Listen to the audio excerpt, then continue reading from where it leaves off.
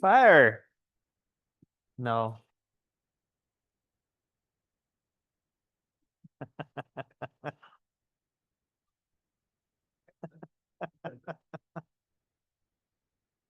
Let's see, no? Malay mo, we arrive at a different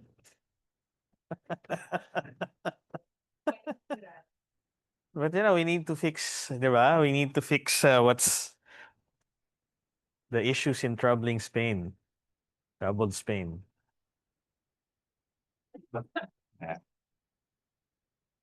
Actually, it's based on a real company pero iniba-iba lang nila.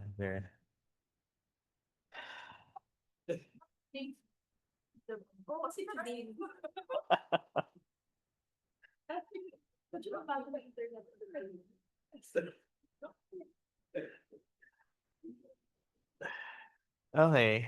So, all right. So let's start, no? So good morning. Today we'll finish our our agenda for today. We'll finish Troubled Spain. No? We'll take a couple of more minutes to finish this. We'll have a class activity on negotiating with regulators. Then we'll tackle directors, trustees, and officers and all their duties and responsibilities as a prequel to the Enron collapse. No? Um, and then I don't think we'll have time today to talk about Lehman. But I are you guys disappointed? No. I can make time. Okay, but let's see. Huh? Okay, so sige, let me jump straight to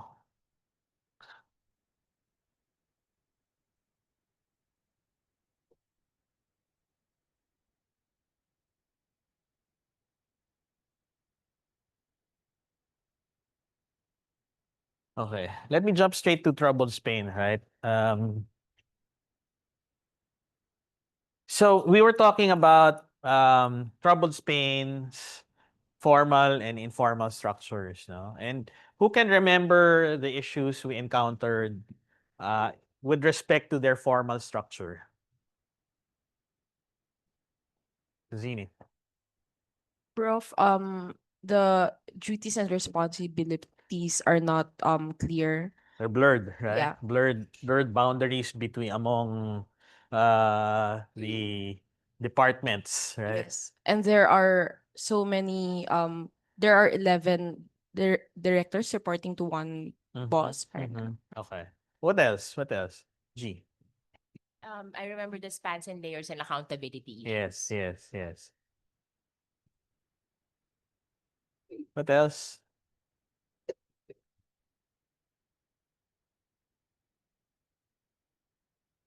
Hierarchy, right? The hierarchy was confusing. There's also lack of accountability and also lack of integration between departments. They were not coordinating. In fact, there was animosity between R&D and manufacturing. Right? And it reached up to their boss, their leaders. How about rules and procedures? Right? It was also not clear. Yes, Zenith. Yes, Prof, the pipeline, who reports to whom, and um what should be done by one department and another department. They're not clear as well. Yeah, yeah. And so you have that formal structure with all these problems and this animosity, lack of coordination, lack of collaboration between departments. You'll have a mess, right? And in addition to that, who can talk about the informal problems with the informal structure? So when we talk about informal structure, we said that these are the, you know, interactions between departments that are not necessarily laid down as a rule or procedure, but it's people who knows things, who hear stuff, and who's your friend in the other department, right? These are the informal structures, and it's present in every organization. So what did we talk about the issues on the part of the informal structure of troubled Spain?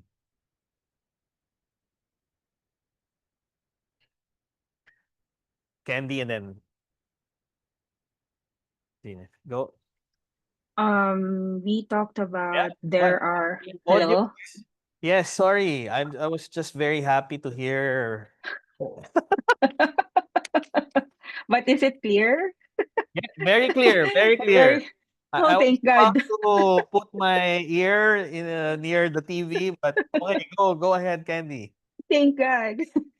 We talked about the difficult relationships between leaders and Yes, about them not setting a good example to their subordinates. correct. And there were also this bypassing authorities of Mm-hmm. leaders, and primarily there is communication problem Yeah, within all departments. yeah.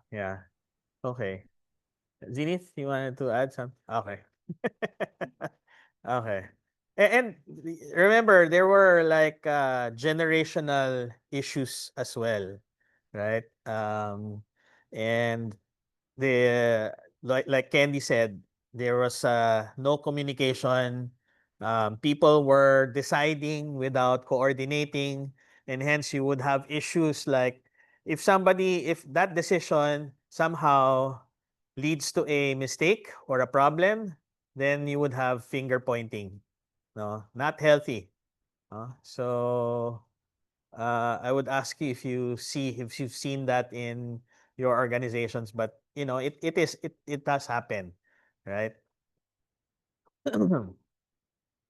Okay, so now with this backdrop on formal and informal problems, no, what do you think James should do?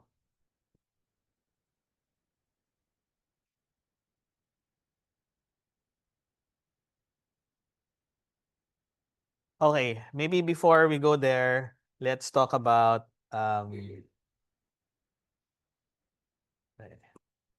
there.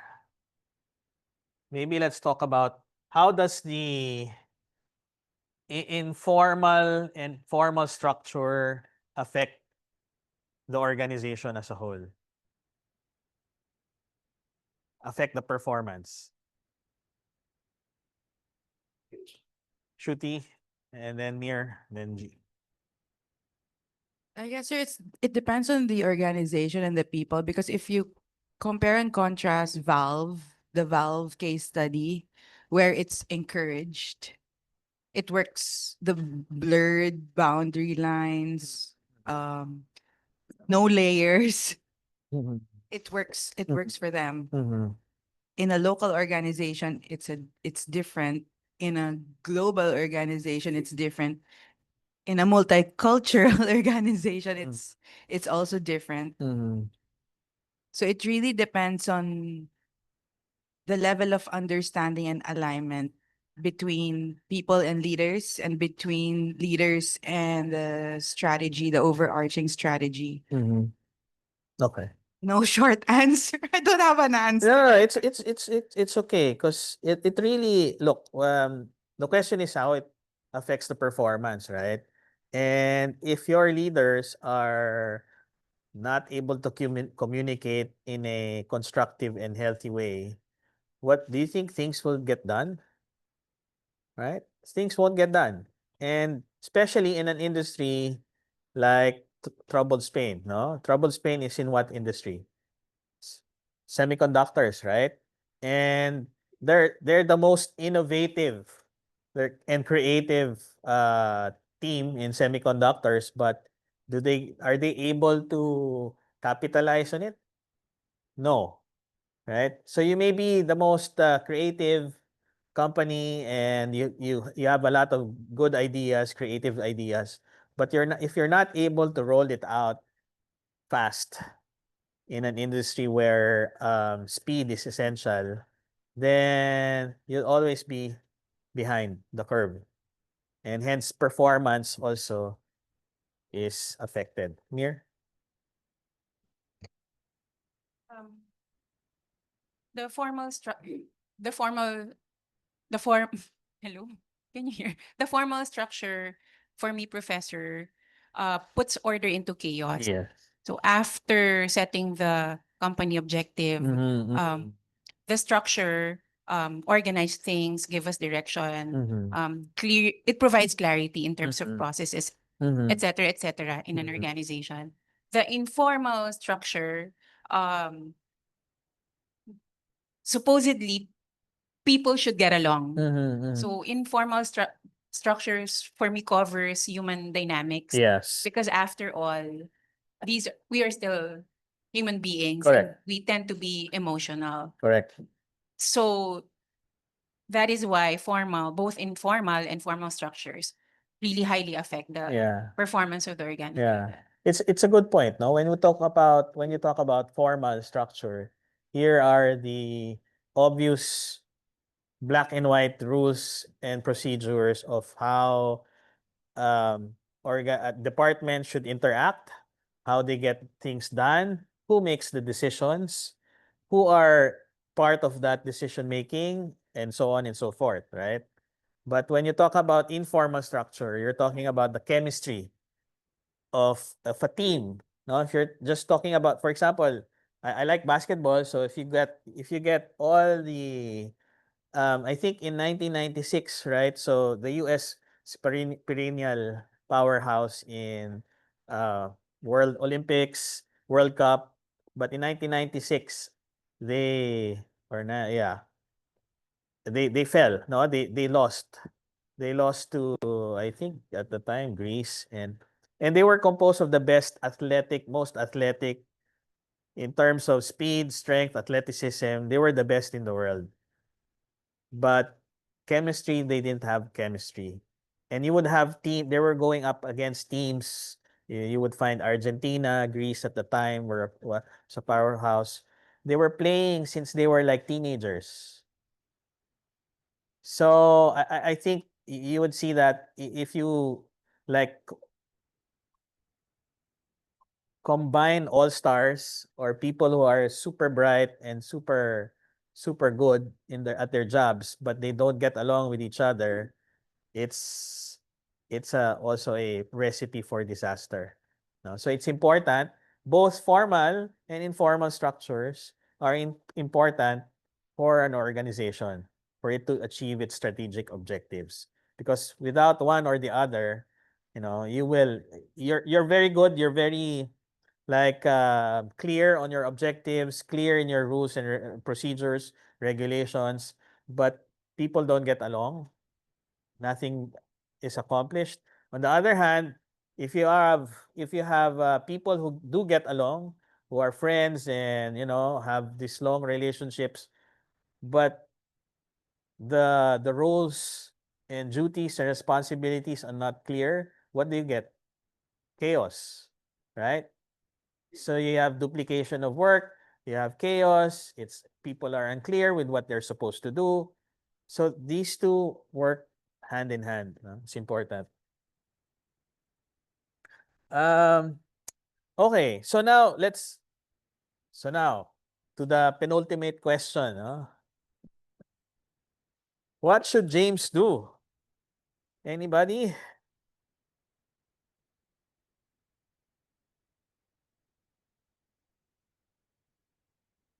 Let's okay. Let's categorize it in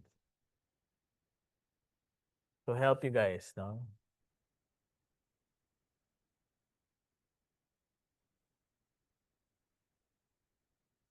Because you have two problems, right? You have problems in the formal structure. You have also problems in its informal structure. So what do you guys think James should do? Fire Victoria? Fire Luis? Fire both?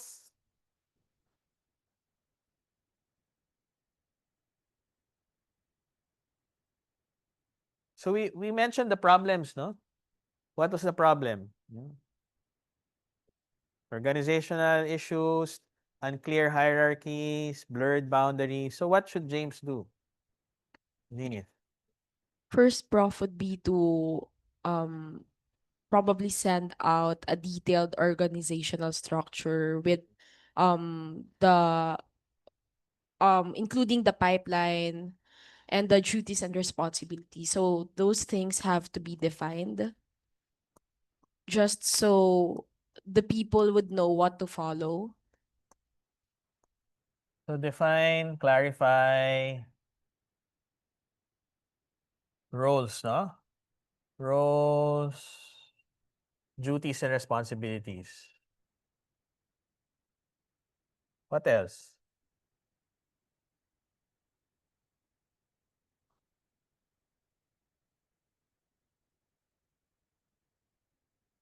What else? Mir. Rough, really quick, if Hmm. I were Mr. Reed, after having interviewed Yeah. the key persons and identifying the problems which we have already clearly identified, I would call all of them. Town hall. You would do a town hall. Meeting or a town hall. Yeah. In this case, Professor, maybe the key persons first before the entire organization. Yeah. And then I will provide to them the objectives Mm-hmm. or what needs to be done or whatever it is that they have to do. In this case, they will be bought out, right, Professor? I remember if you don't do this in the next 6 months, something like that. So we have to set, I will, sorry, sir, mabilis lang. I will No, set no, an it's okay. objective and then lay out the strategic goals or the processes out as to how we will achieve the objectives. Sorry. And I will clearly do that, define roles, duties, and responsibilities of the key persons first, representing the key departments. And I will, everybody, or I will tell them, or I will clarify what they need to do to contribute to that objective. Yeah. So it's Yeah. clear what your department has to do, what your department has to do, etc., etc., etc. And then they should all have a buy-in with what they need to do and how it will contribute to the objective. Okay. And then after that, with the clarity of what needs to be done, I'll go to the informal now, Professor. Okay. Informal. So I Okay. will organize a team building first, Uh-huh. so that they will sort of, an attempt for them to get along somehow. But it has to be clear that the relationship building is not really done overnight. But at least I did something to somehow make them get along. And then after that, that's the time that I will do the maybe what you said, town hall, or I will ask them to cascade to their departments or their staff or members the same objectives and how their department will contribute to that. That's what I would do first if I were. Okay, let's unpack what Mir mentioned. No? So first, I call that a come to Jesus meeting. Okay, so you will gather all your leaders, right? And say, guys, this is not working. You need to you need to work better, collaborate more, talk, communicate, right? Okay, and then um After that, you will also like have them cascade. Be clear with the goals for each leader, for each department. Have them cascade it, and then you'll do a team building and then town hall. No. Okay. Okay. So what if that doesn't work? I mean, they still don't get along and they're still at each other's throats. Zenith and then KB. Prof, I think what is material is to actually utilize the leaders in the informal um Mm-hmm. part of the office, because as we know, there are really unwritten or people who others listen to, and I will utilize that and tell them, here's our plan, how can you help me, and then I will make them feel important, because that's an important part also of being a leader. It's actually convincing people to take part in your plan.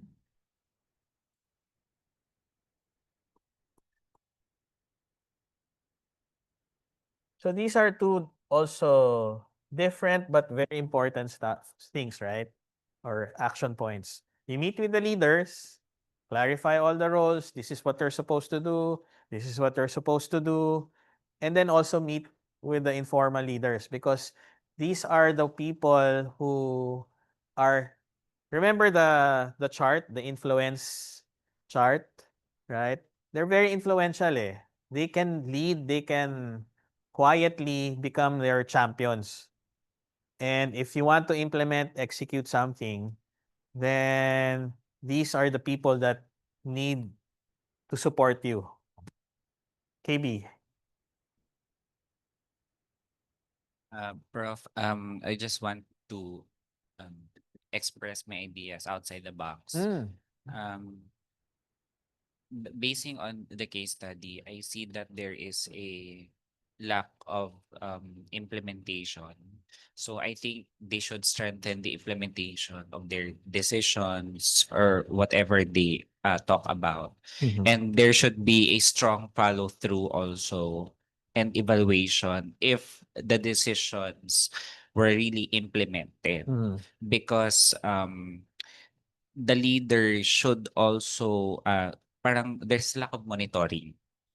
So it's a good point. So who should do that?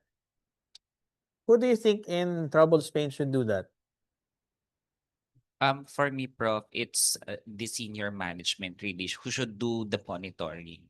And But if what if here in this case, KB, the senior leaders are a lot, number one, and they're not getting along, right? Don't you think it would be good to assign this task to a separate person, separate yes, Prof, department? Who do you like think should do that? um Who is in the case that mentioned no? The program management team, right? okay, yes, Prof. And who's the head of the program management team? Susan. So Susan is Like a an independent yes. person. Yes. And if the boss, James, says, okay, program management office is now in charge of driving all of these projects, please listen to her, etc., etc. Then, it's also part of the formal changes, right? That James may do, no? In order, kasi you're mentioning execution eh, right? So if you just leave them to their own devices, they will probably go back to their old ways, not coordinating, not collaborating. Why should I talk to this guy?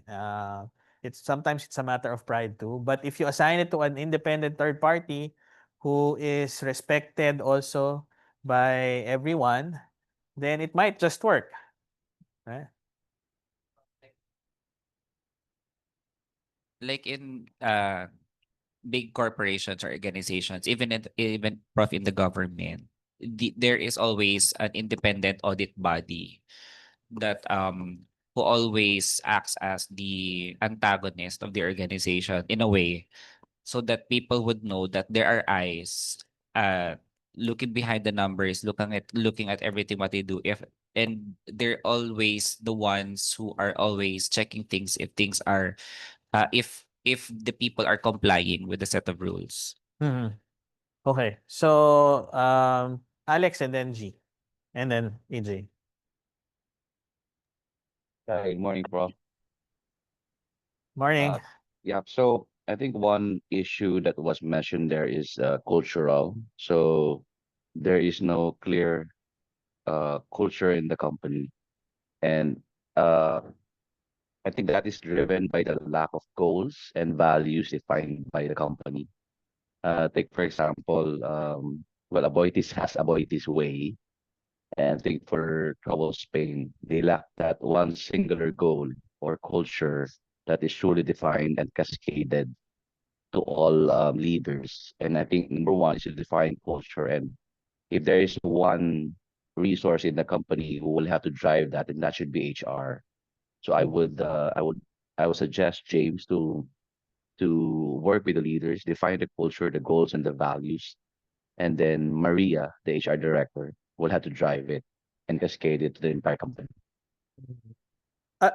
Yes, that it's a good point. But I think for me, culture is driven by it's a responsibility of everyone, right? And it shouldn't just fall on HR, but of course, HR should be there to, you know, um, tweak or clarify and monitor and but cascade if any, no?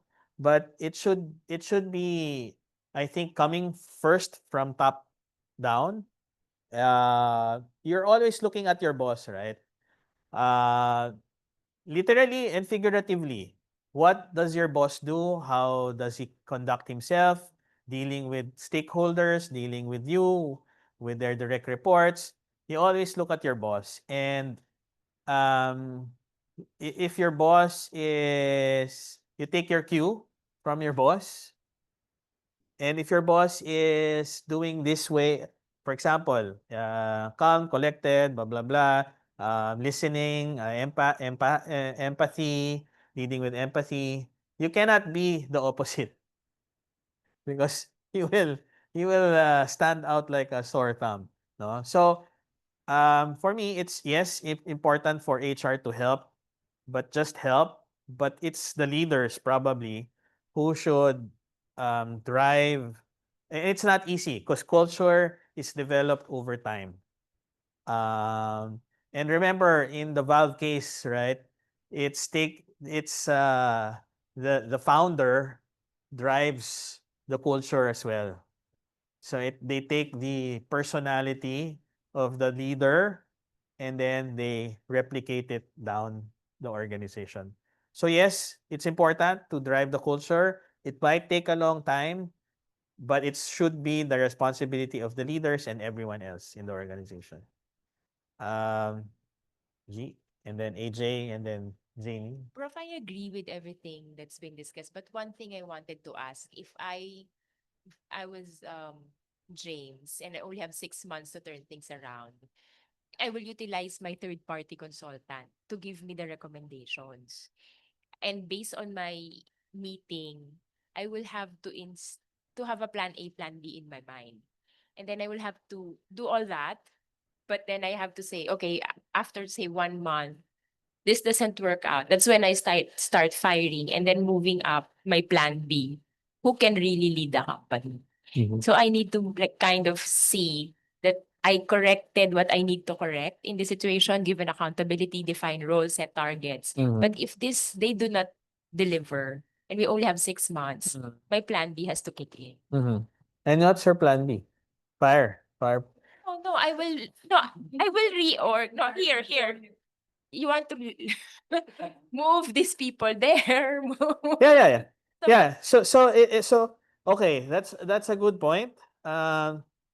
So it's not just ano no, it's not just moving, transferring people who are not uh they call this towing the line, no? But it can also be, demoting people, not necessarily transferring. You can you can demote. So okay.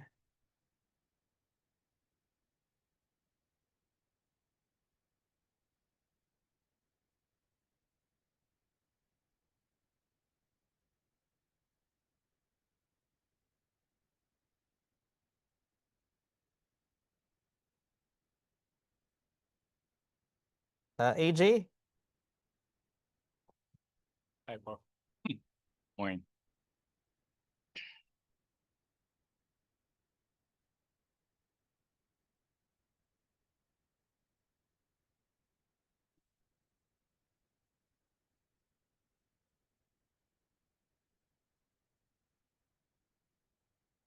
Go ahead, AJ. Sorry, Yeah. I'm listening. Prof, I just want to share with my mates about this troubled Spain.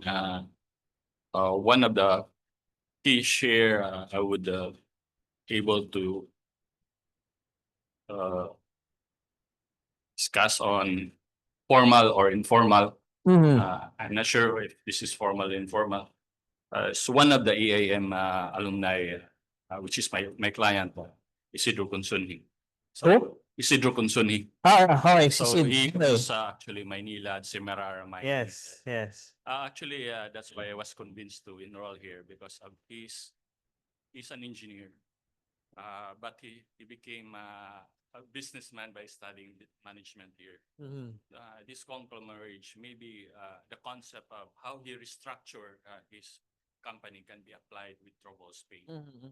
So I would like to add what he did is he created a corporate restructuring, and each structure of the business unit have his own PMO. Because one of the lists here on the troubled springs are culture issue, values. I identify very disruptive matrix. No clear duties and responsibility, integrating issues and collaborations issues, internal conflict, I would say, and disproportionate roles. So the business unit is being overseen by a PMO. So it's a matrix organization being applied for a conglomerate. So the PMO really plays a big role for restructuring, and HRD plays with a big role also with in collaboration with the PMO. So a corporate reorganization maybe can be applied for James Reed. Sure, you're proposing is there should be a PMO for each Business unit. business So unit. let the R&D have his own business unit, and the manufacturing has his own business unit. Same what Boss Sid had done with Maynilad, and a PMO oversee the process and non-process and maintenance and supply chain. That's why we have water, something like that. That's a possibility, but I think probably that would be successful if you have a lot of people, right? Yeah. But if you're like, I don't know, the case did not mention the number of people, or did it? No, right? So did not mention the number of people, but I would assume it's just a small group. Yeah. But what you could do, if that could apply if you had a lot of projects Within the business within unit. the business, but if you're just small, mid-size, like 200 people, then probably what you can do is strengthen the role of the PMO and then assign like relationship managers in each function. No, they report to the PMO, but they're embedded in the function in each department. Yeah. So they don't answer to the head of the department where they're assigned to, but they answer to the program management office here. Well, the PMO Prof plays to restructure all these deficiencies and issues. To improve in support to the business unit. Okay. So, Prof, that would be formal or informal? So it's formal. Concept. It's formal. It's formal. That's a Thank you. formal because you're strengthening the role of the project management office, right? And then you're relying on that PMO to call this review, reflect on the interactions, and making sure that everybody's on time, everybody knows the targets, they deliver, no? Because if not, no. So for example, in Coca-Cola, we do not have a project management office, but we do have regular meetings between manufacturing, our commercial team, and also finance. And we call that SNOP, no? So supply and operations something, no? So I'm not part of that meeting, but the, before a before you forecast, because we forecast our volume, production, we forecast our sales, meaning the orders of our customers, and also our profit, no, revenue and net income. So that's why finance is there. That's why commercial team is there. That is why the manufacturing is there to ensure that everyone's on the same page. That okay, we sales is saying that for this period we are expecting sales of like 70 million cases, unit cases. Because sasabihin nila, it's election time, it's peak season, summer, people are going to order a lot, no? Okay? And then they'll go to manufacturing. Say, manufacturing, are you able to produce this amount of bottles, products, SKUs? And they will say, okay, maybe here we'll get it from this plant, we'll ship it from this area, blah blah blah. No, and then finance will say, okay, what kind of incentives do you need for example, the third party, I don't know, delivery services, etc., vendors. So that's the conversation that's being had between among those three, no? But this in Starboard Spain, this is should be done by the project management office, ensuring that okay, this is our goal, production of 10,000 semiconductor units. Okay, manufacturing, can you do this? Or okay, R&D, are you able to support this? And the others, no? So yes. Wait, sorry. Janie and then G. And then Candy. Morning, Prof, and the class. So, firstly, I want to just add up with the KB's suggestion, which is the implementations. I totally agree with that, and I just want to add that up that we can also set the cross-department KPIs, which is determine and figure out how between the two departments or multiply departments, how they do this cooperate together, yes. And second things is just want to share about the communications system in our companies, which I think is very efficiency.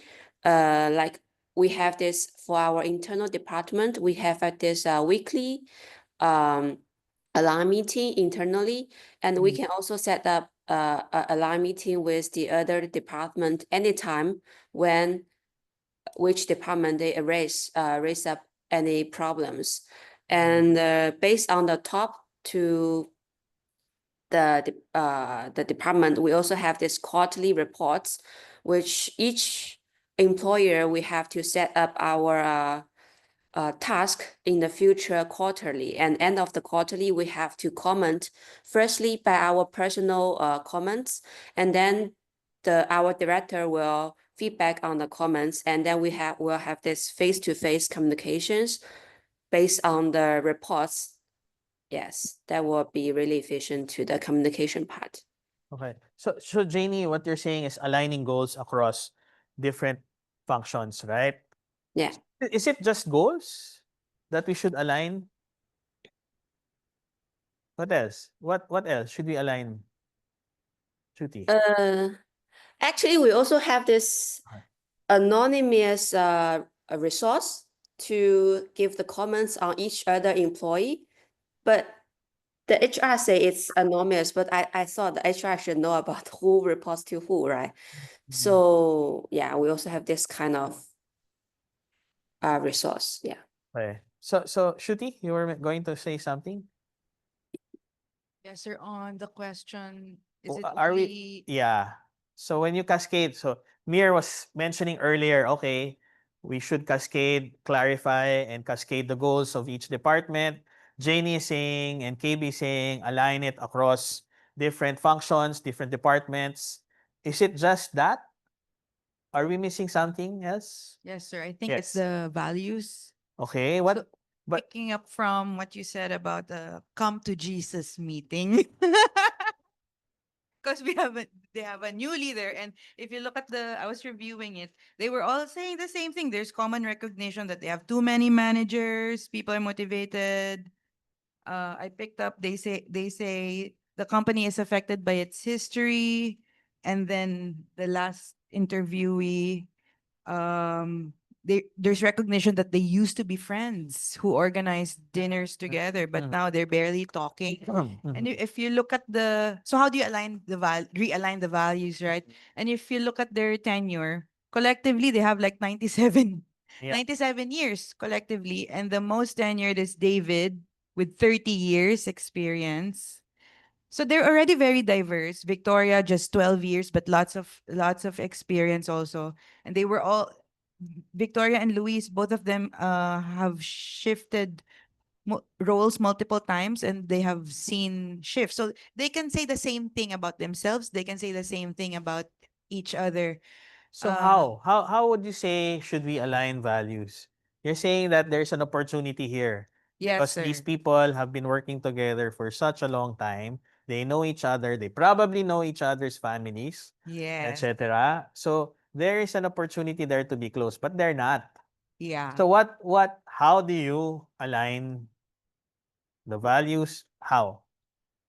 Well, okay, before I get to the house, sir, last point. Because of the 97 years and they're in production, they're semiconductor. It's a factory model. There Mm, it's like the answer is they have to reset the factory model, just like what we do with our phones, right? And come to Jesus, come to the Jesus meeting and ritualize, commemorate, listen to each other, and put the legacy behind. okay. Ritualize it, So and so they like a town hall. You should like a town hall meeting, actually, so I wouldn't say a town hall like a very formal. I would team say it building, should be informal and more like, like a team building. yeah, like come into fellowship Okay. with each other Okay. and put the past behind, and then Okay. turn the thing they have to hear the clear message. The goal is to turn the company around. Okay. So they all also have to turn around. Basically, come to the Jesus meeting and reset factory settings and leverage on Susanna Leal, Mhm. the program manager, because she's the one who's in the middle with interactions across levels. She called herself like intermediate role because she's not part of the top level, but she's Mhm. also not at the bottom, but she has interactions with both. Okay. Speaking of from what AJ said, he's not here, about project management, right? I would suggest to differentiate program manager and project manager. Because for me, all leaders can be project managers. They already are. And the new structure should reflect that also. But for formal leadership, since there's new Jesus, there's the new Mm. Jesus. Mm. The thing is, many people can become project managers, and it's nice to have a lot of project managers, whether formal or informal, right? Because you leverage on the skill. But there can only be one program manager and one HR manager, and they will work in tandem with the new leader to drive the new programming of people programming, basically. So how? I'm still not getting the answer. How are you going to align the values across all these people who are familiar and know each other? I think, sir, in the team building, um, it would be nice to extract from the team members, especially draw from the collective experience, that 97 years, because a group exercise like that forces, it's a deliberate exercise that really asks everyone to separate past, present, future. So Okay. yeah. So team building. Yeah. G and then Zenith. I, Prof, I think, okay.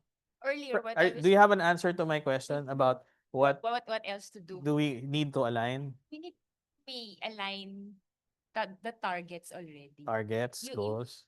you made a comment, and really when I said finance is not in the picture, there are no targets. And they have to start with the target. If they you do the team building, you do all these things, you do the talking. But at the end of the day, you have numbers to deliver. So in my mind, they have to be, I mean, set the personalities aside. This is the target. And if you can't, that's what I'm saying, put plan B out. Okay. Zenith.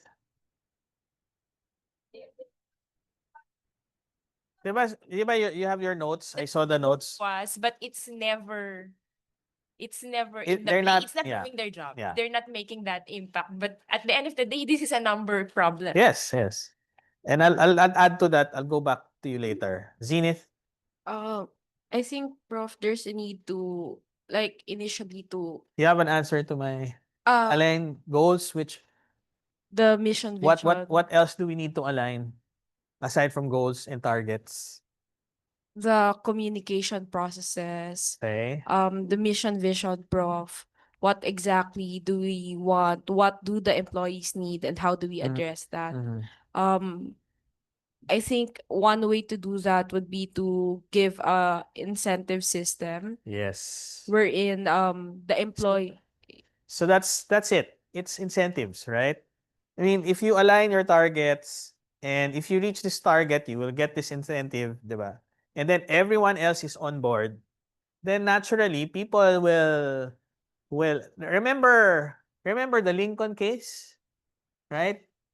But they're just like they have their own kingdom within their sphere of responsibility. Here, we need to emphasize to the people in troubled Spain that, guys, if we do not fix our shit, sorry for my French, if you don't fix our shit, then nobody's gonna get an incentive.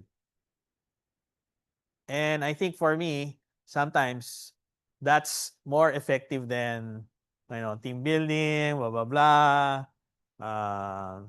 So if they get zero bonus the following year, then shucks, what am I doing here? I need to play ball, otherwise. Okay. So near. Professor, I still agree with aligning values. You asked a while ago how Yes. to align that. Yes. Incentives do work. Sorry, jumping. There are two ways as to how I would do this. So you have your carrot and stick, Professor. So carrot meaning incentives, stick because it's already a crisis for me. You only have 6 months. So after doing what we listed there, setting KPIs, it should also be time bound. So we will do a review. We will execute this. We'll meet again, maybe on the second month or the third month to check if we are progressing. We will give out the incentives because it has to be time bound. So when we are able to do this, then you will get rewards, incentives. If not, then there has to be a stick. I think there's also this sense of entitlement that we should not be blamed if the product didn't work. It should not only be R&D; it's everybody's responsibility, etc. But reading through the material because they've been there for a very long time, I guess there's this sense of entitlement already. But if you know that you're about to lose your job, if you know that you are bound to lose something, then people will really. So my question to you, how do we make them realize that if you don't fire anyone? That's why we will do you asked a compelling question a while ago to me, Professor, what if it doesn't work? So it struck me, I think that's a good obvious question that James Reed, should be asking. I joined this company because I believe that I can still turn this around given the 6 months. Yeah. So on the second or third month, if it still doesn't work, well, we have to fire someone. As Art of War, there should be, well, unfortunately for some, they will be the sample, and then people will move. So who would you choose if you would fire? After the periodic review on the third month, Still Victoria. I know, still Luis. whoever it is that will be unable to deliver as agreed, Okay. based on our KPIs or what's this? KRAs and key results areas. If not, then we'll have to let people go. And then I assume there will really be a big difference already after that. Okay. Janie and then Shruti. Janie? Yes. So, regarding the other alliance part, what comes to my mind, another thing is about the resource. I mean, they need to align about each department's resource.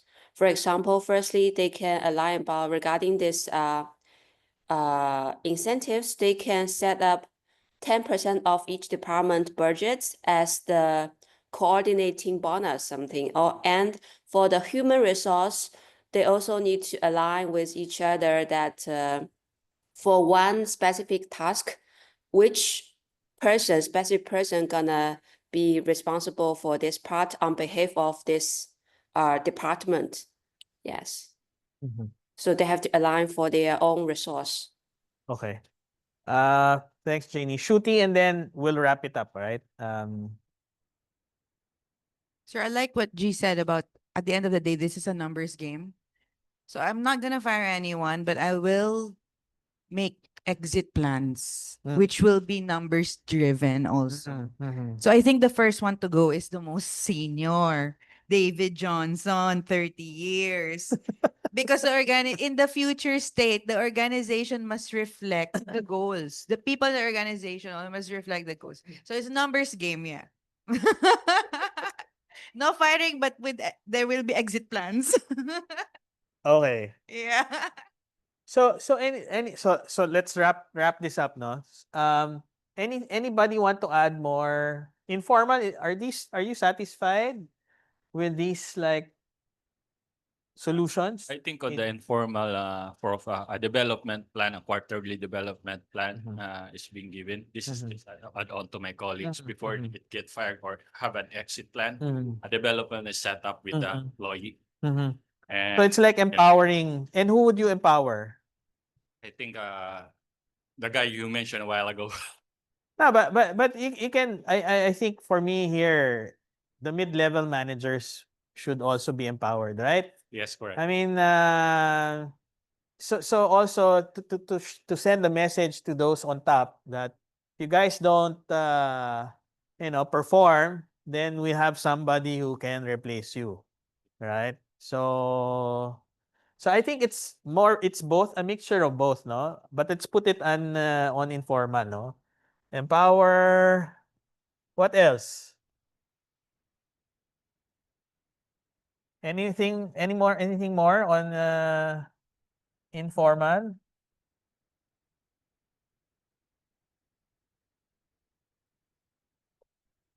Yes. Prof, I think monitor through FGDs. I mean, just regular tracking. Are we Like what the consultants did, right? Yeah, but Is just like communication improving between which departments? if we're moving the right direction. Okay. Otherwise, fire them all again. Okay. Okay. All right. So just to close troubled stay, no? I think in any organization you will encounter issues like this. Sometimes it's formal, rules are not clear, people boundaries are confusing, and sometimes it's informal. There's no chemistry within the team. There's animosity. There's like for some reason people cannot get along. So you have these levers that you can employ when you want to fix something that's a problem in the informal structure or a problem in the formal structure. But let me. So you guys wanted to know? Do you want to know what happened? Okay, okay. Just asking. Okay, wait. I'll erase na pala the ano. So okay. So formal versus informal, we were mentioning about this. Sometimes there are blurred lines, confusing hierarchies, and sometimes you also need to conduct a social network analysis. So just to give you an example, this is an advice network of one company that you have people who are experts in their own fields, subject matter experts, and shows here that who communicates with who, no? So you have usually the SVPs, the CEO, the senior leaders have a lot of people communicating with them for obvious reasons, no? They have a very big, large remit, no? But when it comes to trust, it's the lines are fewer, no? Because yeah, you can talk to a lot of people, but in an organization, who do you really trust? And it's just a few people, no? So it's important for you to identify who do you talk to on a daily basis, who do you coordinate, collaborate with, but also who do you trust and probably get advice. Sometimes it's not within your department, sometimes in another department. You have coffee with them sometimes or have lunch, right? And talk about stuff. no? Okay, so what happened with James? So what did James do next? So in 2014, James reduced the number of key departments to 3. R&D, engineering, with clear responsibility over product management and manufacturing, which he renamed operations. So Victoria was demoted, no? She wasn't fired. She was demoted, assigned to a lower level position in supply chain management. The director of program management, William Jimenez, Susana Leal's immediate superior, was promoted to operations director. So see, you really needed somebody who to oversee end to end. Remember, it was divided to back end and front end, right? Didn't make sense. So they appointed someone to oversee that. Program management was also integrated to R&D to facilitate new product development, process management, and to improve its integration with the production process. Remember, we identified lack of integration. So this is how he addressed it. So we also identified, not aligning with the goals and objectives. So James set specific goals and objectives. And I'm sure he aligned it also with incentives. Spearheaded efforts to acquire customers from emerging markets in Asia. And in 2016, first quarter, troubled Spain turned in its best quarter in the company's history, both in revenues and profits. So, yeah, however, the story doesn't end there. But After 2 at the years. end of, he simplified the formal structure, but he couldn't solve the conflicts. The company wasn't able to manage the orders, and by end of 2016, revenues dropped and 20% and 30% below forecast. What do you think happened? Anyone? Shooting. Since Victoria was really seen as an strong informal leader, but she was demoted, that had a domino effect, I would imagine. Okay. What That's else? why the conflicts are still there. Uh-huh. Do you think James addressed the informal issues? Right? So he addressed the solutions he addressed were of the formal type. But I don't think he spoke with, he sat down and had the come to Jesus meeting with his leaders, his executives, informally. And probably because he was new, maybe he didn't want to step on anybody's toes.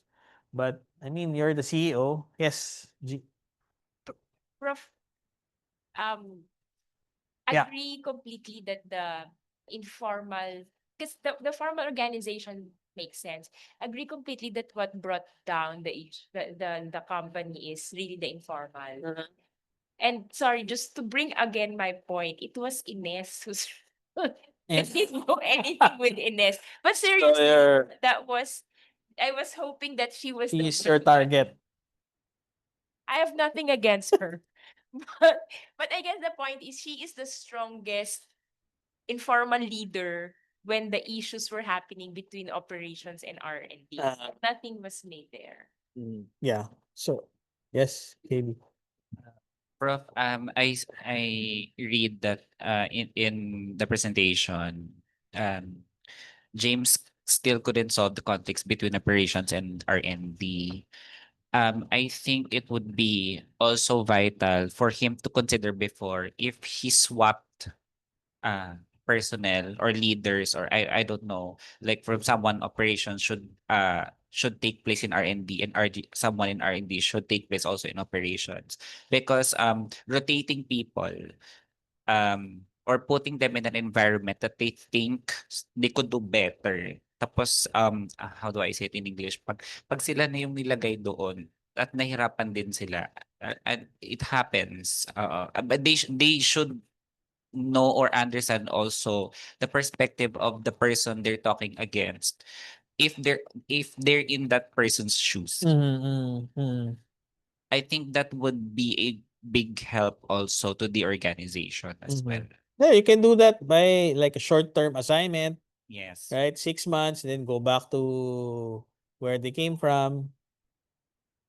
Yes. I just want to point out, Prof, I don't know if you would agree with me or my classmates would agree with me, but the reality of an organization, to be honest, sometimes the informal defines the structure, regardless of what you do with the formalities, the informal, because that's the culture build. Just Yeah. wanted to point out. Yeah. Yeah, Prof. I was about to say that even in the government, what's more important is the informal Yes. structure than the formal structure. That's true. That's true. Mir? I read this before. I couldn't find it anymore. He was given 6 months, right? Yes. Was that 2016? Within that period? No, the case didn't say that It that didn't whether say. he was fired. You want to know if Oh no, if 2016 was part of the first quarter, what quarter is that? The 2016 no, I first think quarter. he got extended, right? So he was given for 6 months, but he did all of these things in June 2014. So by 2016 he was still there. So Yeah, there. right. Sorry, So he Professor. was Thank you. extended. But after this, the case did say where if he was let go or was Because changed as well. I wanted to say that 6 months was also a very short time. It was an unrealistic No, he was given, I mean, he was sample of allowed naman. He was allowed to. yeah. Okay. All right. So, we have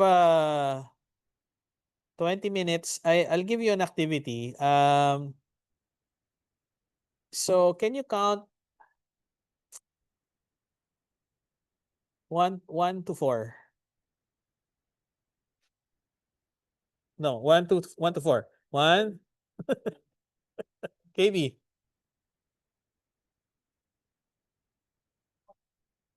Okay. Online. Oo nga eh. Go, Alex first. So you're two. One. No, One. no, no. You're Oh, two. me? You're two, Alex. Because AJ was Two. Wax 3, Janie 4, Derek 1, Candy 2. Who else? Wala na. Okay. So I'll divide you into so our activity is negotiating with regulators, right? We discussed that last session, and then we will divide you into 4 teams. There will be 2 businesses negotiating with regulators, and then the other 2 teams will be the regulators. I think Andre is the most excited here because he has a okay, so here's the I have instructions later on for the business people and the regulator. So business one, so who's number one? Those who are number one. You are a business fintech startup. You're applying for the virtual payment provider license in Brazil. Who's number 2? Oh, so now Andre, you're on the other side. You'll make things, you can make things harder for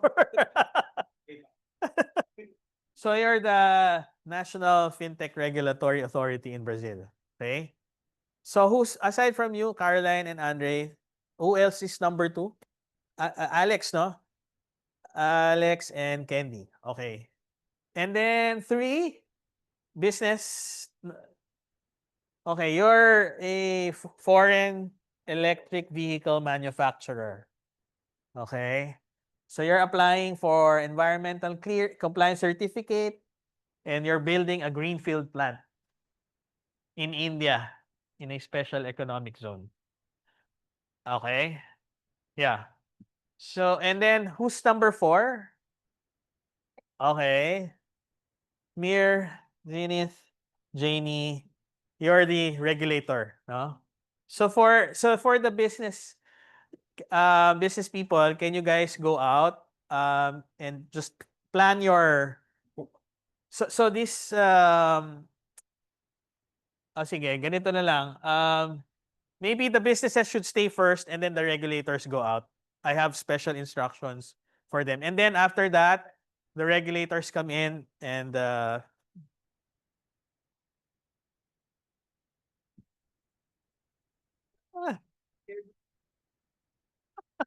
what about those online? Sorry sige, just go out first and then I'll call you back in.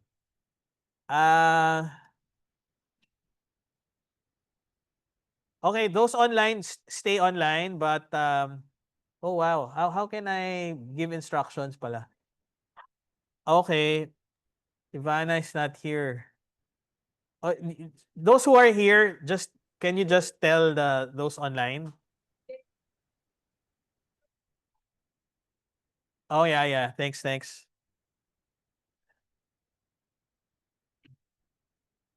I'll stop sharing lang. Ivana, okay. Hi, Prof. Hi. Ivana, did you get the number people who's so I'm asked Yes, Prof.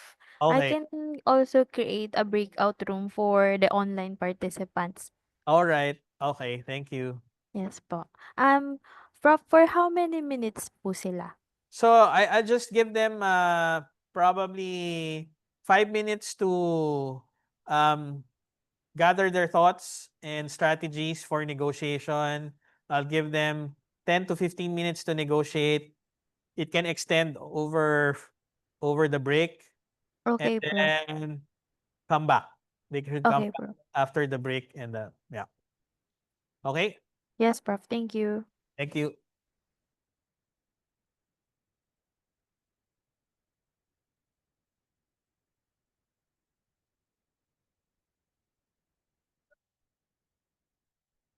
Oh, okay. Sorry.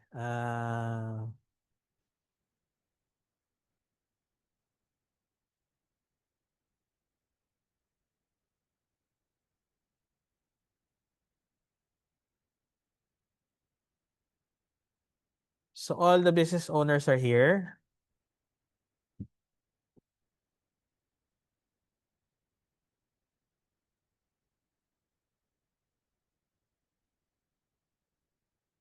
Okay, so for the business owners, so these are um your instructions, no? So fintech,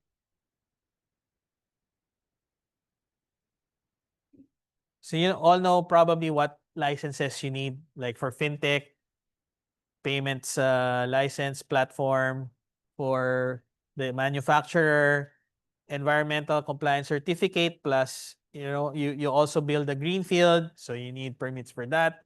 So possible items for negotiation for you guys. Of course, your businesses, right? You want simplified, easy, if possible, one-stop shop, and then um, faster processing. You can also seek exclusive programs for public-private partnership. That the government also can benefit. And invite or encourage for investments if they see that they are very lenient, not lenient in a way that lax, but lenient in the way they process the permits. Um, and also, if they can probably think of, you can publicize. You can publicize that they were very helpful in um, issuing the permit, and then encourage other investors to go into the same business. No, that would be good for them and good for the country as well. Any questions?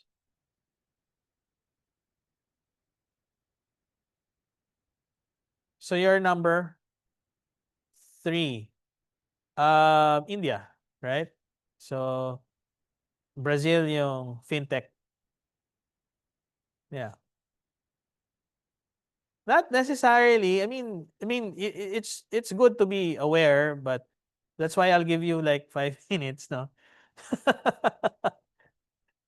That's the exercise to think on your feet.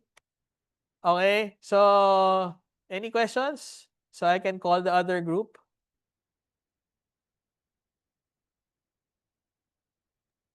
No All right. question. Yes, Alex. Yeah, No questions, bro. Okay, okay. All right. Yes. Let's What invite can we voluntold you? the Ivana, those online for the regulators, for the regulatory side. And then remove those online for the businesses. Hi, Prof. I will now open the breakout room. Okay. Pero I have instructions for the regulators, Ivana. Okay, Prof. So breakout rooms for the businesses, you can open them already.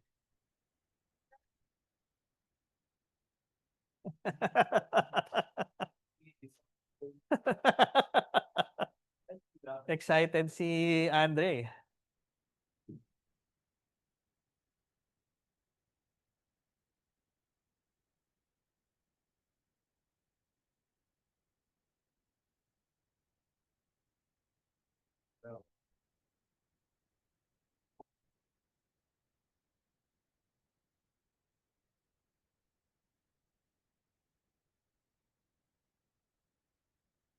Let's just wait for Ivana to.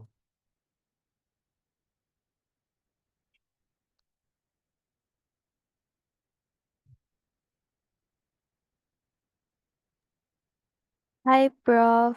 Yes. Um, what group po yung tatanggalin ko? Ay, So ilalagay ko sa breakout room? these so I think like Alex is in group 2, Okay, Prof. Jamie 4, Derek 2 or 4, Derek. 1. One.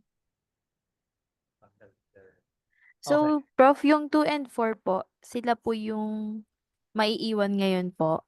Yes. So, 1 and 3, yung kailangan nasa breakout room po. Yes. Okay, Prof. Noted po.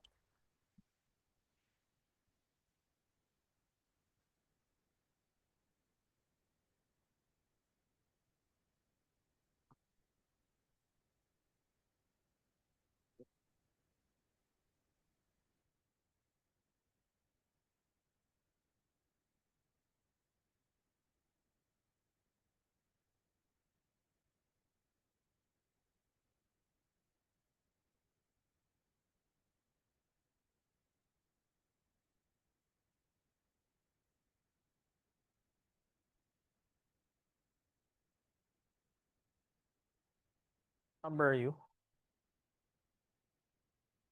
Candy? 2. Okay.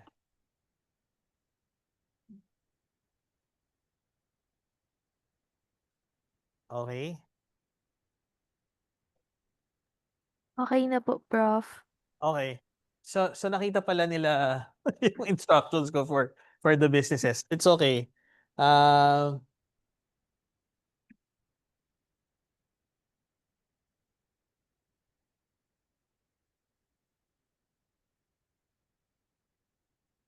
Okay, so for the regulators,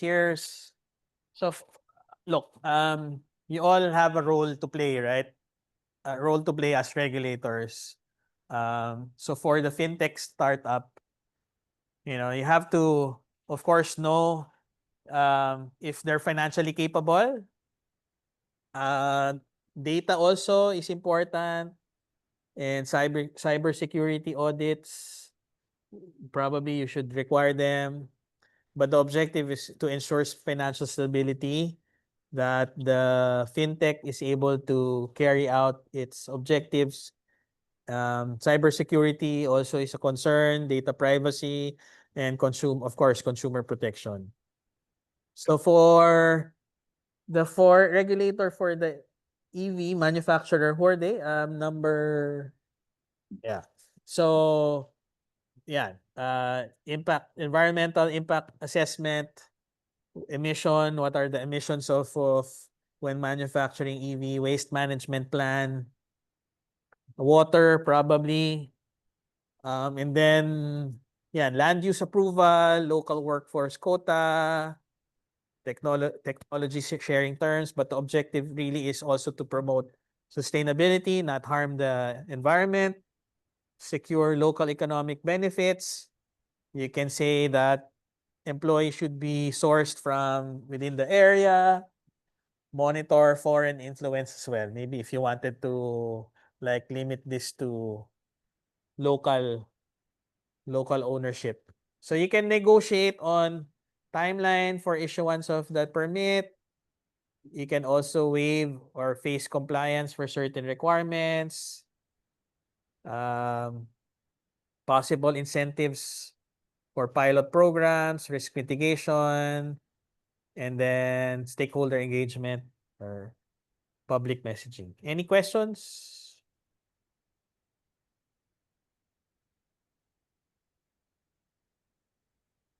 None? Yes, Caroline. But it's like they're gonna present their business. And Yes. we're gonna ask.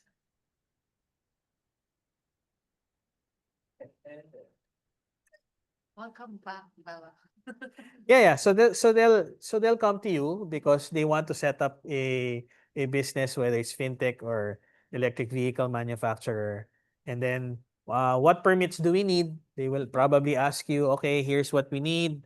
And then they will negotiate. Can we get this in short?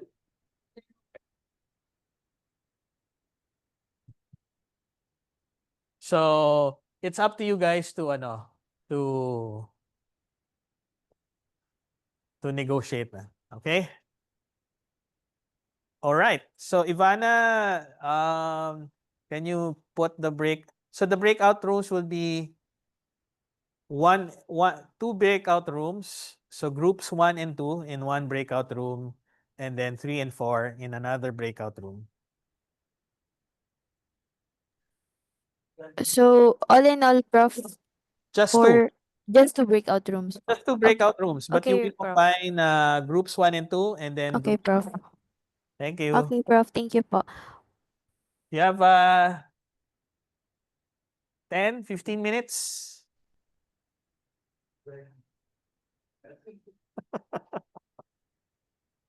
Enjoy.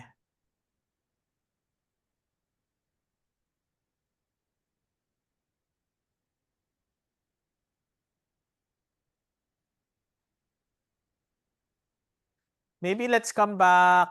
Yeah, you can take your break na rin. Maybe 10 to 11. So you can negotiate as long as you want, and then eat, then come back around 10 to 11. Okay? Thank you.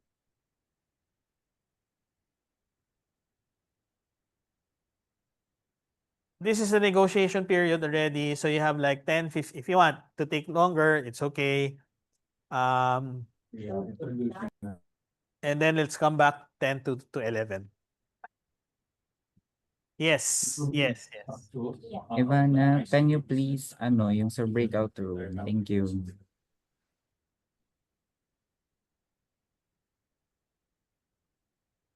It's already open na po, guys.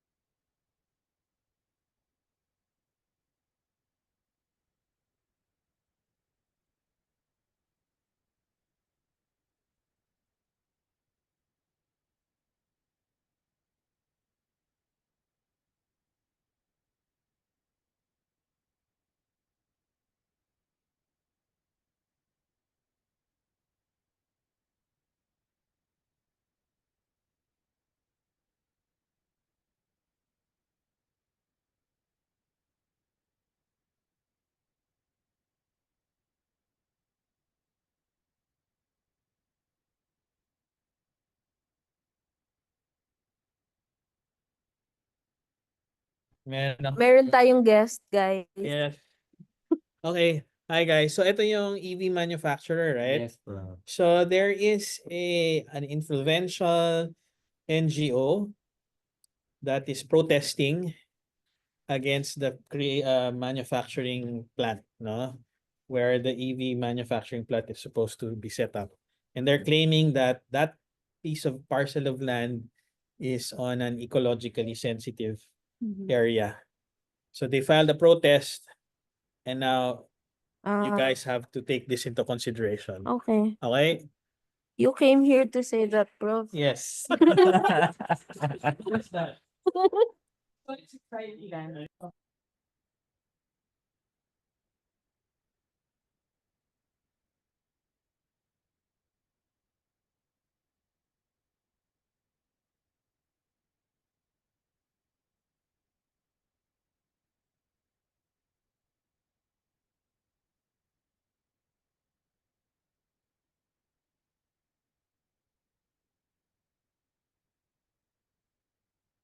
Ito, Prof. Okay. So guys,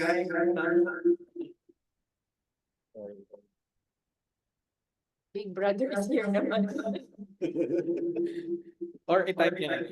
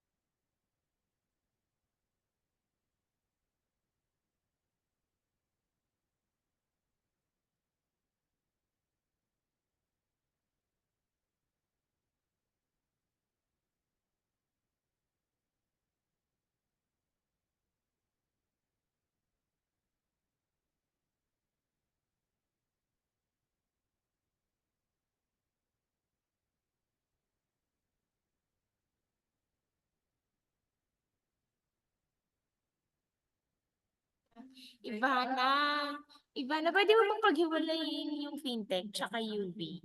Kasi nagkakagulo na kami.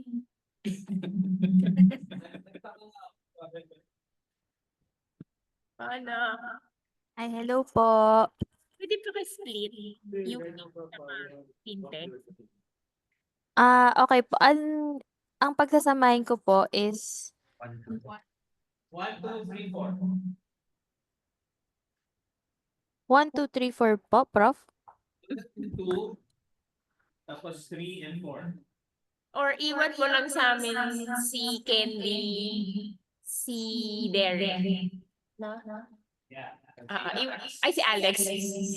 Tama na si Alex. Si Candy, si Alex, si Derek. Tapos the rest, fintech din. Ay, mali, UV sila. Thank you. Amin na lang yung mga ayaw tanggapin ni G sa kanila. Kasi sige. baka makapunod kami sa UV. Dami na namin negosyo. Okay, wait lang po. Ivana.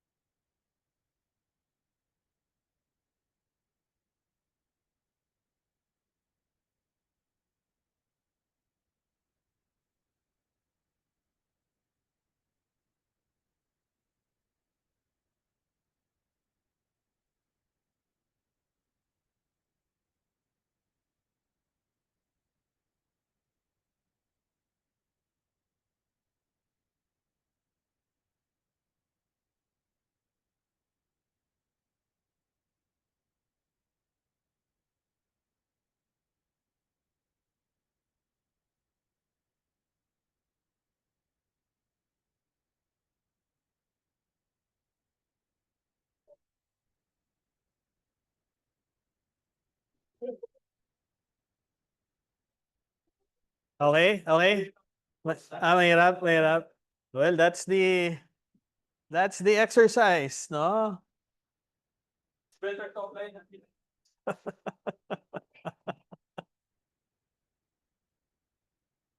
Okay. All right.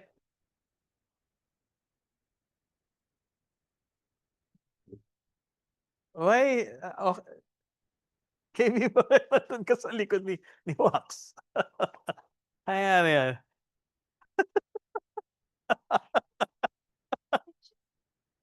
Oo nga pala, oo nga. Kaya pala. Oh, Wax. Hirap, hirap pag wala.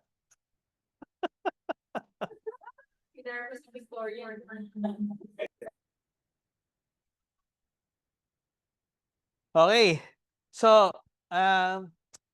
guys, how do you find the exercise?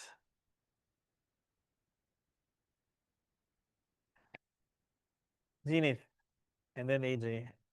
Prof, at first we were confused because we were being so strict with, for example, on the regulators part, we know that we have to follow the requirements and the timelines.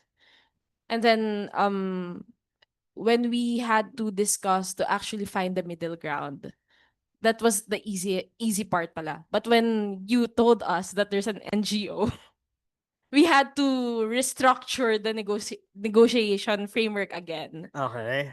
Because if it's just the regulator and then the private Yeah. sector, I think it's easier. Easy.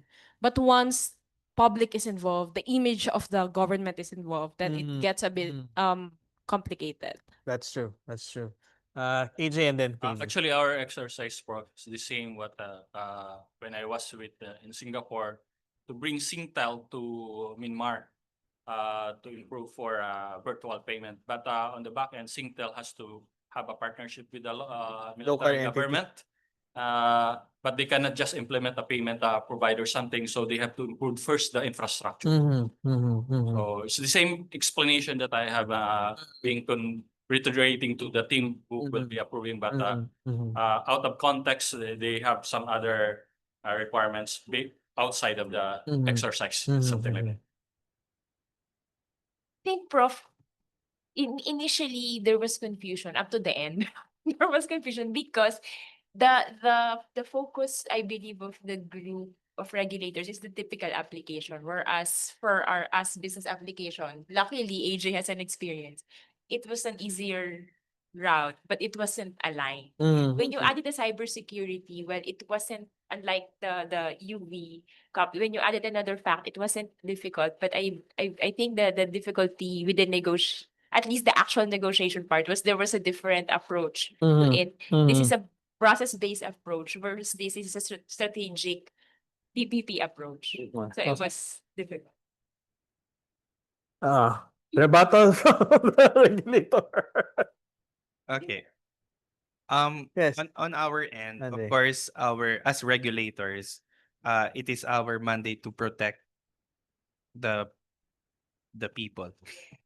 And so keeping that in mind, and since this is a fintech, we understand where the applicants are coming from, that they have to put up the infrastructure first because of the lack of infrastructure. So how would the business or the software work if they don't have the proper infrastructure? But of course we have to require them to comply with, they said that they're entering through a PPP, which we understand again, but we still did they have to comply still with the capitalization requirements, because we have to make sure that should there be trouble or an issue regarding their users, then they will be able to protect or address that issue with the enough capitalization and cybersecurity.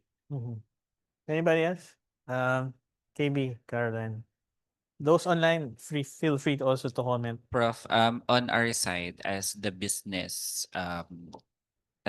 entity, it put the intervention of the NGO put a lot of stress because we have also to outsource money to defend our business project and for the regulators to approve by consulting external opinions from scientific and legal experts to prove that the land we are targeting to acquire is not ecological and would be allowed by the government to be used for industrial purposes.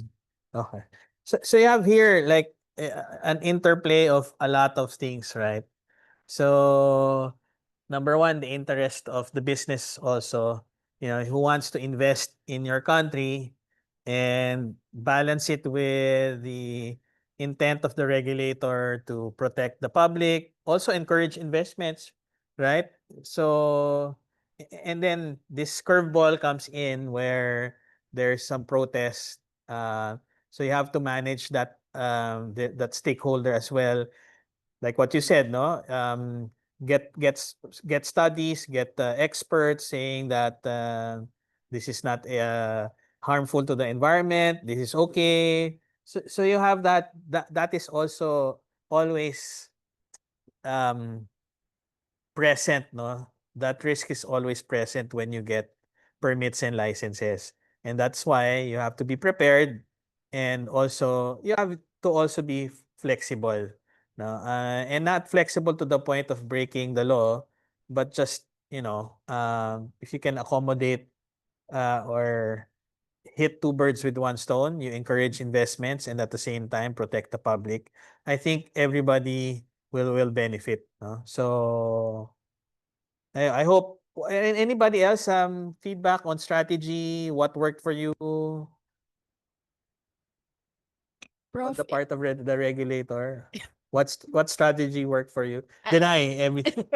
no, Prof, because the resounding sentiment earlier was we also want this to happen. It's just that there are regulations Yeah. and certifications that have to be observed. Yeah. So when they were saying, can we extend, and then we said that it may be modified. So just submit first, because we have to find basis in all of Right. our actions. Right. So when we realize that there can be substantial compliance for as long as they comply first with the Mhm. Mhm. mandatory requirements, Mhm. or at least the basic ones, that's fine already. So it's really more of striking a balance between our interest, the interest of the government and the interest of the private sector. Mhm. Mhm. However, when the NGO came in, it's more of we had to really be defensive na on our approach, because we asked for additional certifications. For example, there were just two permits that we initially required them, but at the end we had to ask them to get a clearance from Ministry of Culture from India, Mhm. because if it's a ecologically protected site, then we need to see that before Mhm. actually Mhm. issuing the permits. Okay. Yes. Okay. Yes, Prof. The regulators were very helpful, and and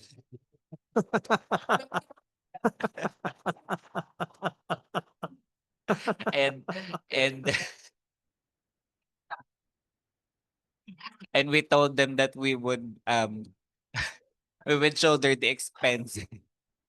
We would shoulder the expenses for us to mitigate reputational risk, both on Yeah. the side of Yeah. the business entity and the regulators as well. I think that was an opportunity for you guys to work together, right? I mean, if there was this NGO who was protesting and they were saying these things and it wasn't true, probably the business could have said to the government, "We'll help you. We'll also manage the public messaging, media. We'll grant interviews. We'll bring in experts, stuff like that." And then on the other hand, government is asking for additional license, which is, which typically happens, especially if they see that there's someone looking at the transaction. Right? But again, that was an opportunity for the business to say, we can help you, we can provide you this, we can provide you that. Mir. No, no, no, it's okay. Go, go. In that line of thinking, when we did the role play, we came in there everything was done in good faith. So Yeah. we both went in there in good faith. Mhm. And the intention based on the objective given was really to come up with a win-win situation for all of the stakeholders. And we took a look at the impact, not only in the ones written there, but across all stakeholders. So it was a good strategy. Because as you said, that's when I interrupted you. It's Yeah. really a partnership. Yeah. Yeah, you're trying to be partners, no? So this is like a test of that partnership at the beginning. And did you guys present data on how many jobs that you're going to bring in the income in taxes, etc.? Yeah. Okay. How about the fintech?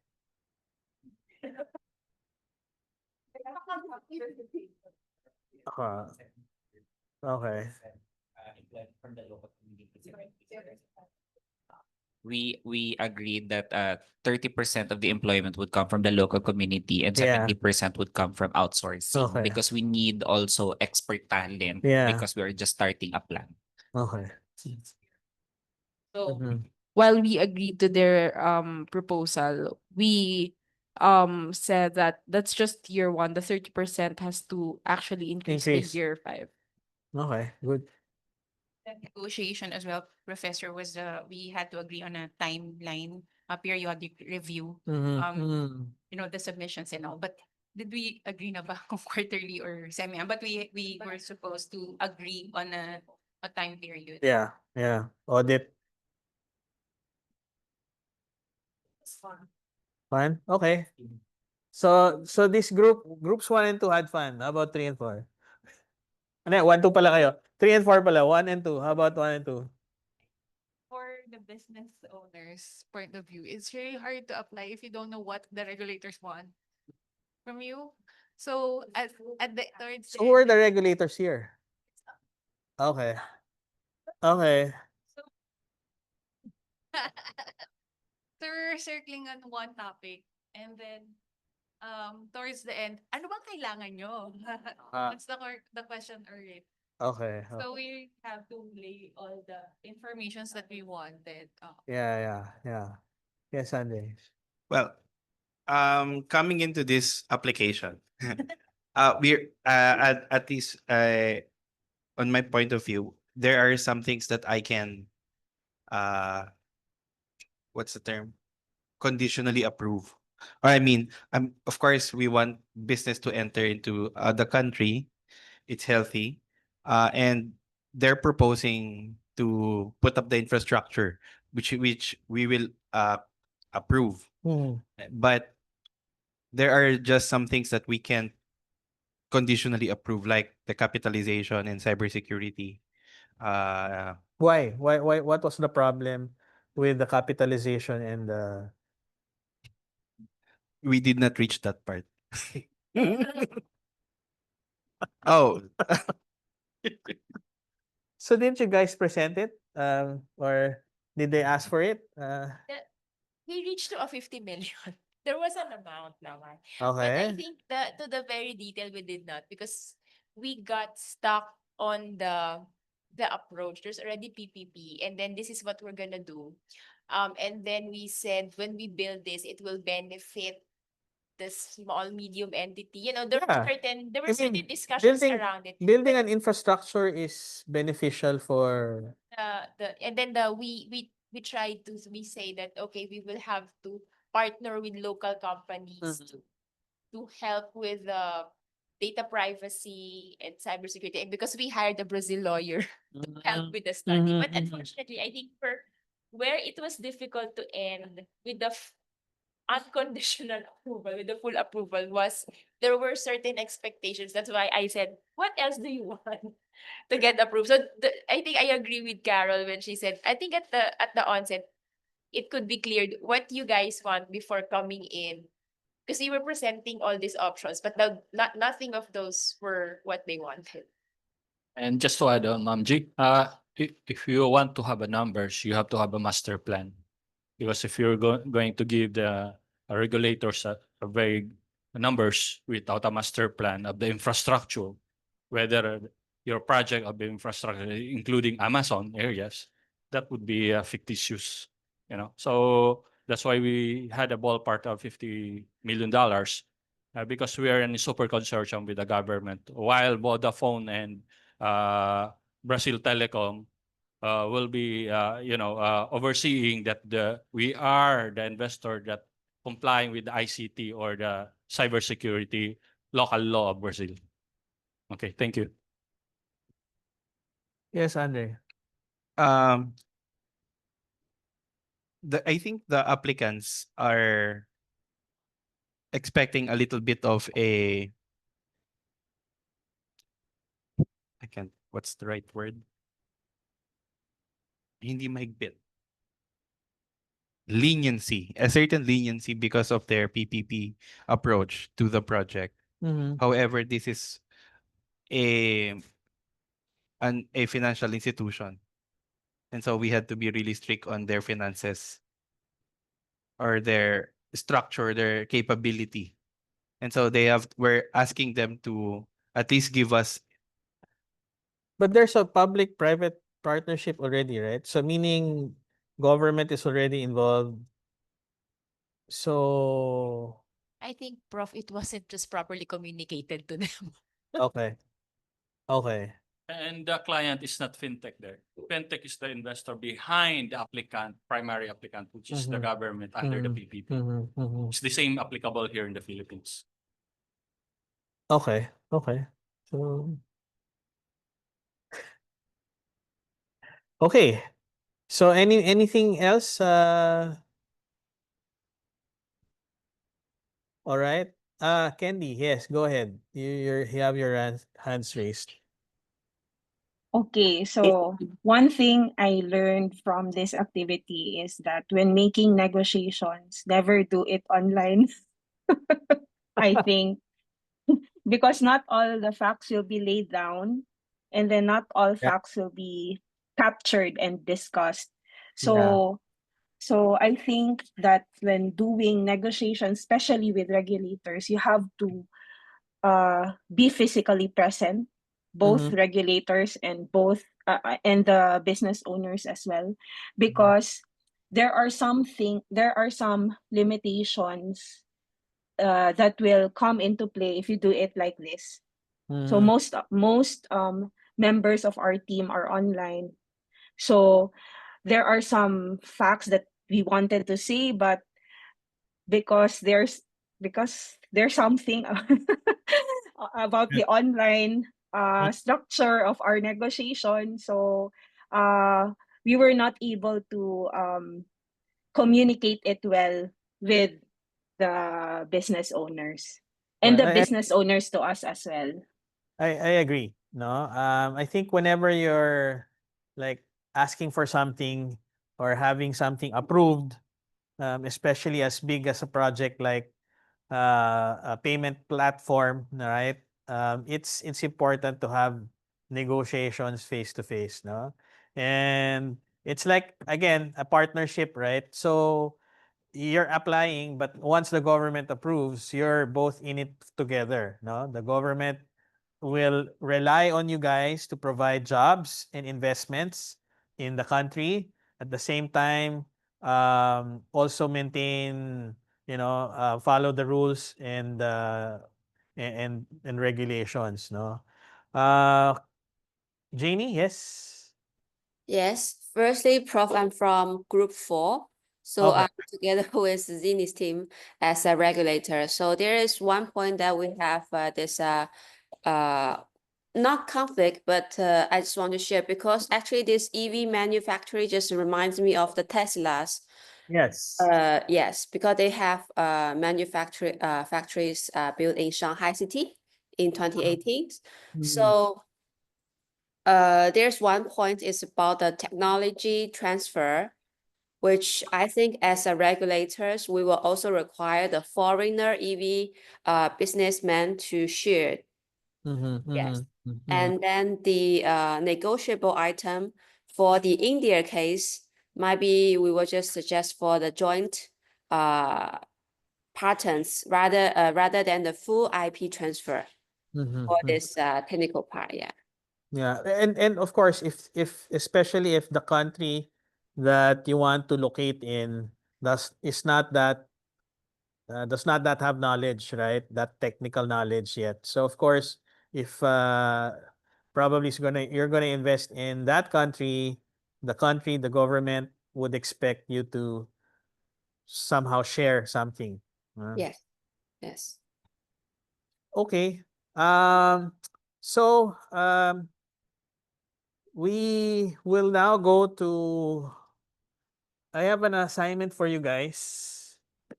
To be done today. It's on the Enron case. So I have questions for you for the LT. And then it's okay if you don't have to present today. We can present, but we have to finish your presentations. You have to submit it within today. Okay. Uh, yes. Thanks, bro. Um, I'm gonna give you the rest of the period, no, until 12:30 to finish. I think that's enough time. And there are just a few questions here. 3 questions each.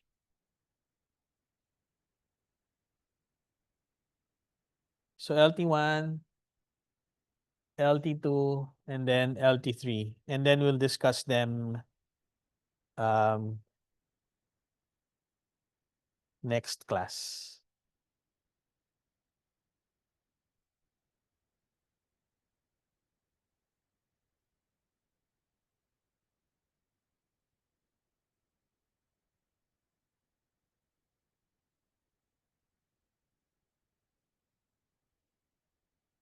Yeah, okay. Here.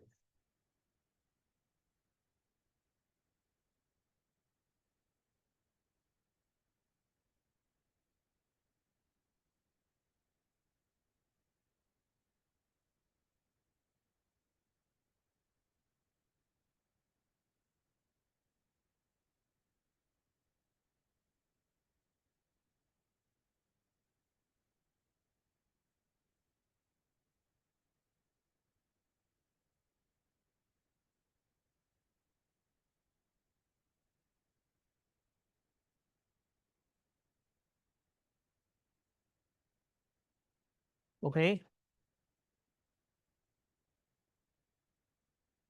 Okay.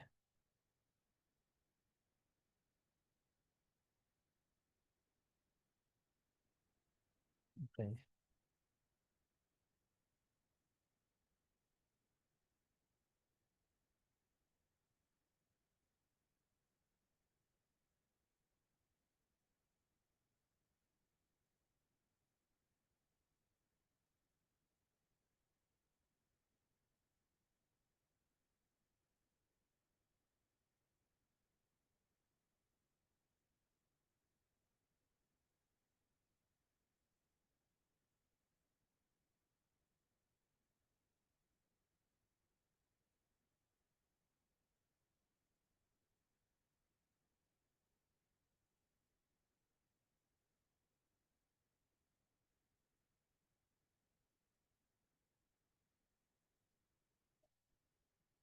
Huh? Ano yan? What? Okay. I'll stop. Wait.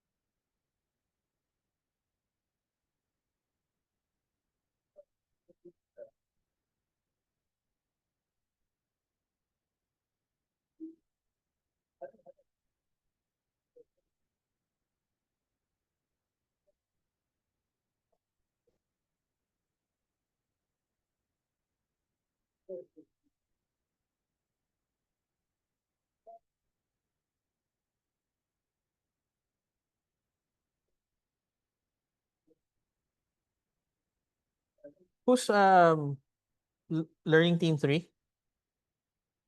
3. So I missed a question there. I'll show it again. Just there were supposed to be 3 questions eh.